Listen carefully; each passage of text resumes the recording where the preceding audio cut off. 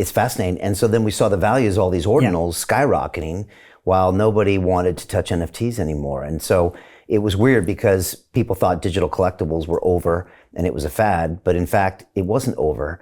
There was interest on them now that they were on this Bitcoin ecosystem, maybe because it was new, but also in so many ways, it was now guaranteed by the most robust network out there.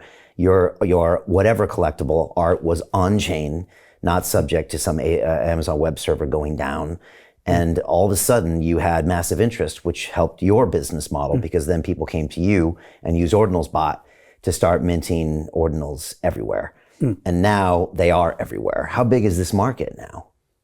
So, I mean, it's getting towards the hundreds of millions. So that's pretty impressive in the space of a year, and has been breathtaking for us to watch. Actually, like there's a hot mint or a hot token project launching on our platform nearly every day, which is great for us to service and just astonishing to watch unfold, right? So. Yeah.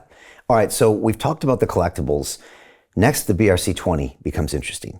So now, can you have a fungible token on the Bitcoin ecosystem? Now I can hear Max rolling over in El Salvador right now, freaking out.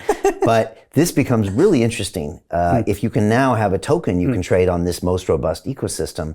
Now, I was in Dubai in January and I attended the Satoshi Roundtable, which is like this invite-only event with super OGs, and there's no media. We couldn't even disclose the location. And it was just people at these roundtables where we would get together, and BRC20 was one of the hottest thing there. Everybody was talking about it, what it was, its limitations.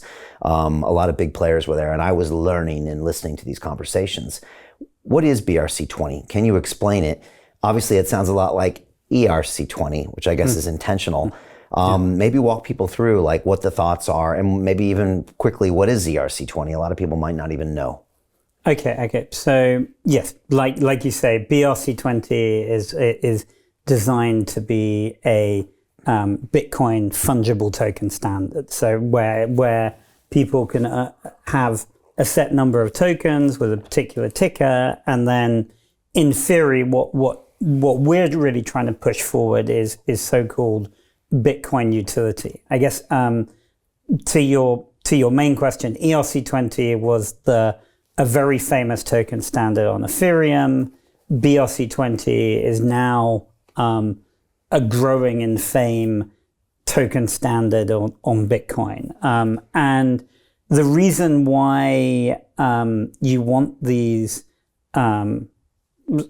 standards is to be able to allow any individual really to be able to create their own token economy easily on a particular blockchain. So if ERC20 on Ethereum has almost certainly been like one of the killer features of Ethereum, right? Like it, the market cap of all the ERC20s from a financial perspective is greater than Ethereum.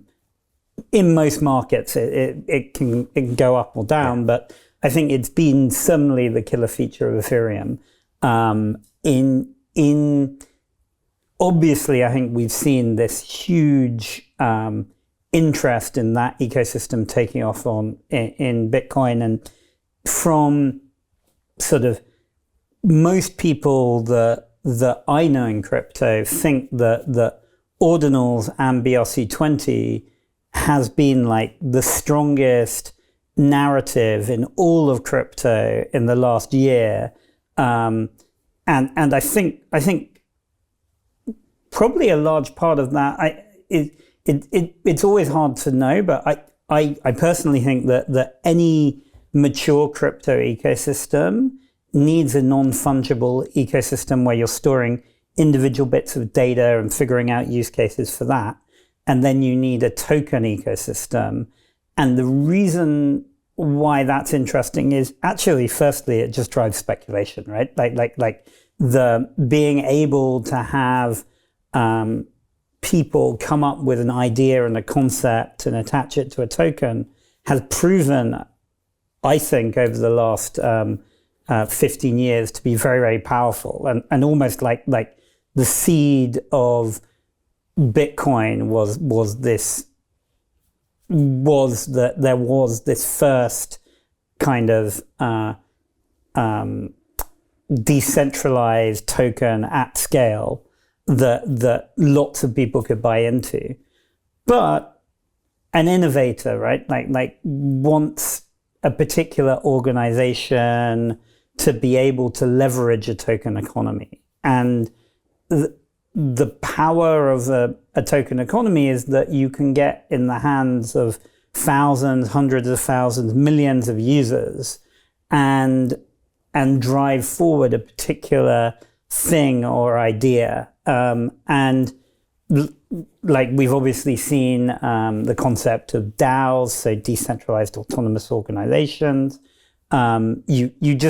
But what's great about these token economies, and I think Bitcoin is the best example of it, right, is that at scale, you can have millions of people who feel part of a thing and are able to make impact in how that thing is driven forward, either by communicating on channels like this one or at like the core protocol level. So you can still impact Bitcoin, but in all these, when fungible tokens work well, they do pretty transformative things. I think on Ethereum is probably the best example of where hugely impactful companies and organizations have been created out of just releasing a fungible token and then adding features to it and making it something that the crowd can use. So you need to look at organizations like Compound, Aave, Uniswap. I personally think those businesses have really transformed crypto. And I think you're going to see that in Bitcoin at scale in a big way over the next year to 10, 20 years. To continue watching the rest of the episode for free, visit our website londonreal.tv or click the link in the description below.